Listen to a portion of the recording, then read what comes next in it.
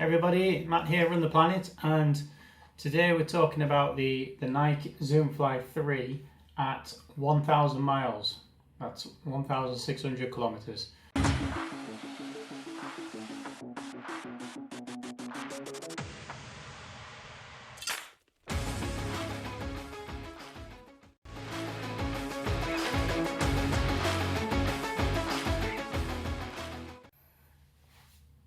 Just a quick review on this shoe, the Nike Zoom Fly 3. I've actually run a lot of this in 2020, and what I'm basically trying to show is how it's held up at the 1,000 miles mark. It's a shoe that was advertised by Nike as a racing shoe, and so you wouldn't be expected to get this many miles out of it. Potentially, if this is your only shoe that you're running, maybe I shouldn't have taken this far. But anyway, just a quick review. I'm not going to take too long on it, but let you know so you can have a look what's going on. So if you're looking at the tread on the shoe, this particular one, you can see the quality of the tread there. It's not overly fantastic. There's still some on there, and it still grips well enough in the wet. You see that there. Okay.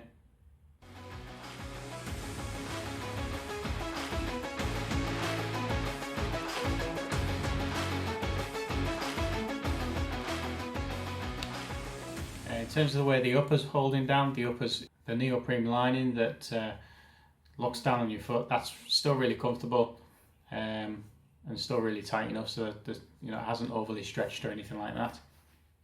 Obviously it's discoloured, you can see that there. Actually, if I show the other one, there's probably a little bit more wear on the edge of this shoe. That's on just down that edge there. So that's down on the outer edge. Again, on the heel, there's a little bit on there. You can see that's almost the black tread has almost gone on that.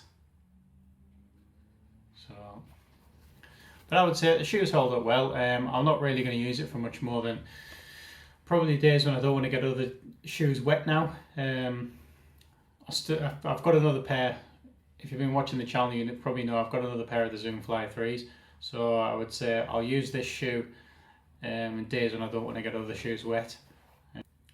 In terms of performance, I think it's lost a little bit of performance, but and if you saw my previous video where I did a review at 1,000 kilometers on this shoe, in fact that was the first video of the channel, there wasn't really much performance loss there. I think I'm probably at about the 1,400 kilometer mark, so I'd say about 850 miles at that point. That's when I probably started to feel that it was starting to get a little bit flat, but there was obviously a carbon fibre plate in there that's still giving some spring back, so I'm still able to do some good paces in that.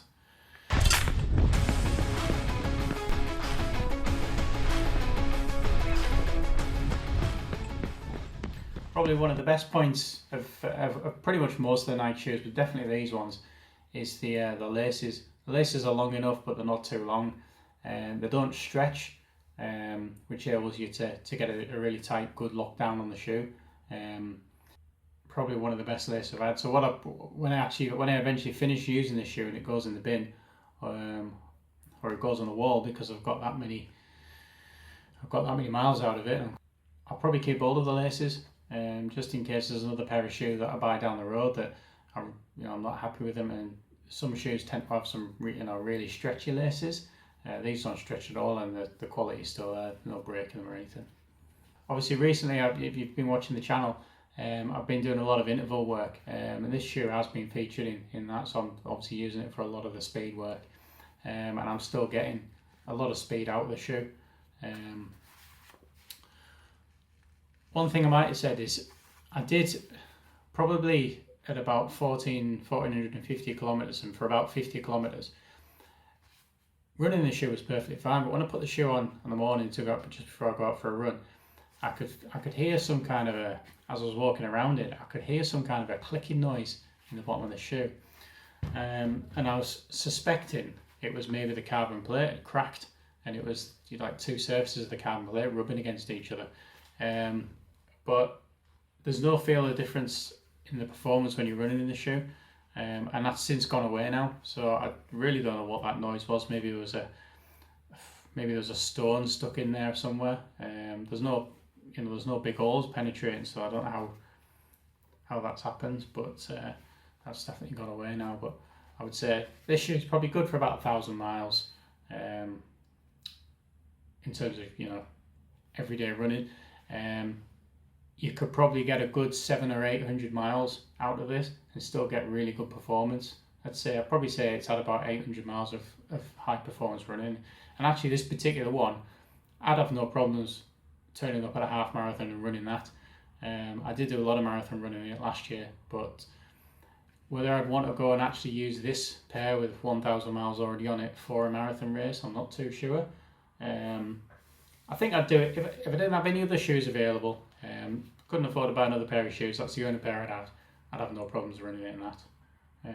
Considering all the other races that I've run, I would probably expect this shoe to perform better than all the others. That's my review of the Nike Zoom Fly 3 at 1,000 miles, 1,600 kilometers. I don't intend to do another review on this particular pair of the Zoom Fly 3, but something might come up in the future and I might need to report on that. But I think that's going to be it now for the Zoom Fly 3. Who knows what's coming out next year from Nike in terms of the Zoom Fly range. Maybe there's a Zoom Fly 4 or the Zoom Fly 3 2 potentially, and if that happens then I'll be getting my hands on that, I think, because this has probably been for me the best shoe I've ever run in ever. Yeah, thanks for watching. If you haven't subscribed to the channel and you've watched quite a lot of the content, you're enjoying it, I'd really appreciate if you would go ahead and subscribe. Give it a thumbs up and drop me a comment if there's any questions you've got about the shoe. Thanks for watching.